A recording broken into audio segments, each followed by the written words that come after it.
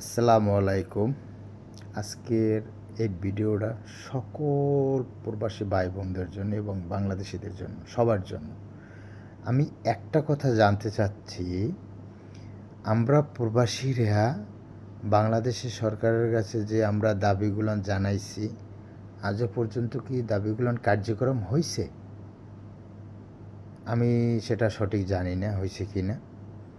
কিন্তু আমরা প্রবাসীরা এখানে কতটুকু শান্তিতে আছি না কষ্টে আছি, হ্যাঁ, আমরা বেতন ঠিক মতন পাচ্ছি, আমাদের কোম্পানি কিভাবে দেখছে, বা আমাদের প্রবাসী ভাই বোনরা যারা অনেক লোক আছেন এখানে মারা গেছে, তারা তারা দেশে পাঠাইতে পারছে কি পাঠান, আজও পর্যন্ত কোনো বাংলাদেশি কর্তৃপক্ষ হয় সেগুলো খোঁজখবর নিয়েছে? আজও পর্যন্ত নেয়নি, আর নেবেও না আশা করি। হ্যাঁ, তারা শুধু রেমিটেন্স পাঠাও এইটা। এখন প্রশ্ন হলো এইটা, আমরা যারা প্রবাসীরা আছি, এক একজনে 12 ঘন্টা 13 ঘন্টা 14 ঘন্টা কাজ করে রুমে গিয়ে খানা নিজে বানাইয়ে খেয়ে ফ্যামিলির সাথে কথা বলে আবার ঘুমায়, আবার সময় হলে ডিউটিতে চলে যায়। ঠিক আছে? এখন কথা হয়েছে এইটা, আমরা প্রবাসীরা যে আছি এখানে, আমরা তো বাংলাদেশি কারো কাছে কই নেই যে আমরা ভোট দেবো, আমাদের ভোটের অধিকার দাও। আরে বাংলাদেশে 17 বছর ধরে আমরা কেউ ভোট দিতে পারিনি। আমরা 17 বছর ভোট দিতে পারি নাই, এখন কিসের আমরা ভোট দেবো আবার? ওকে, ভোট দেব মানলাম, ভোটের আমার অধিকার আছে। আমি বাংলাদেশে যখন যাব তখন আমার যদি ভোট থাকে তখন আমি ভোট দেবো যদি পারি। আমি নির্বাচনের সময় দেশে গেলাম, নির্বাচনের সময় আমি ভোট দিতে পারলাম।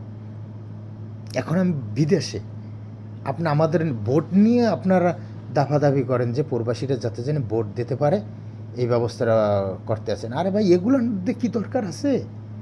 প্রবাসীরা যারা বর্তমানে অনেক লোক আছে মারা গেছে, 2 বছর 3 বছর 5 বছর 10 বছর বাংলাদেশে পাঠাচ্ছে না কোম্পানি, এই দেশে ফ্রিজে রাইখে দিয়েছে।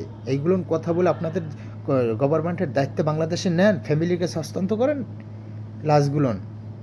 একটা প্রবাসী 12 ঘন্টা ডিউটি করে, 12 ঘন্টা কাজ করলে তার ন্যায্য বেতন কত হবে, এটার ব্যাপারে একটা কোম্পানির সাথে আপনি কথা বলেন।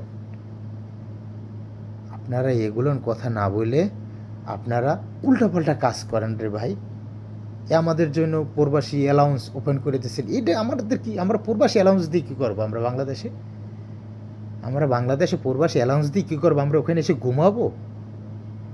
হ্যাঁ, গাড়ির পার্ক কিনে দিয়ে আমি নিজে আসছি, আমি নিজে দেখছি গাড়ির পার্ক কিনে দুইটা দোকান পাশে, গাড়ির ফাঁকে ফাঁকে দাঁড়াই বিড়ি মিড়ি খায়, এই একটা প্রবাসী অ্যালাউন্স। হ্যাঁ, কি এগুলো আমরা চাইছি?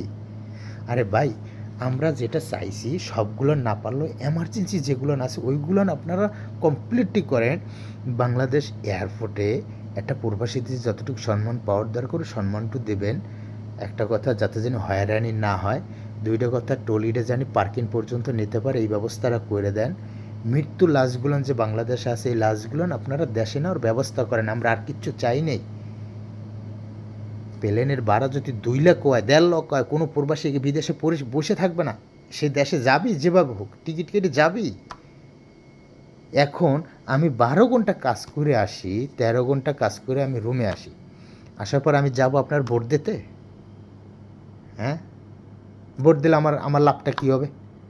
আমি আপনাকে ভোট দিলাম, আপনার ভোটের অধিকারটা দিলাম, আমি ভোটটা দিলাম। হ্যাঁ, আপনি কি আমার কি 5 তলা বাড়ি করে দেবেন? আমার কি বেতন বাড়াইবেন? আমার কোম্পানি, আমি যদি একদিন কোম্পানিতে ডিউটিতে না যাই, 3 দিনের স্যালারি কাটে, 3 দিনের স্যালারি আপনি দেবেন?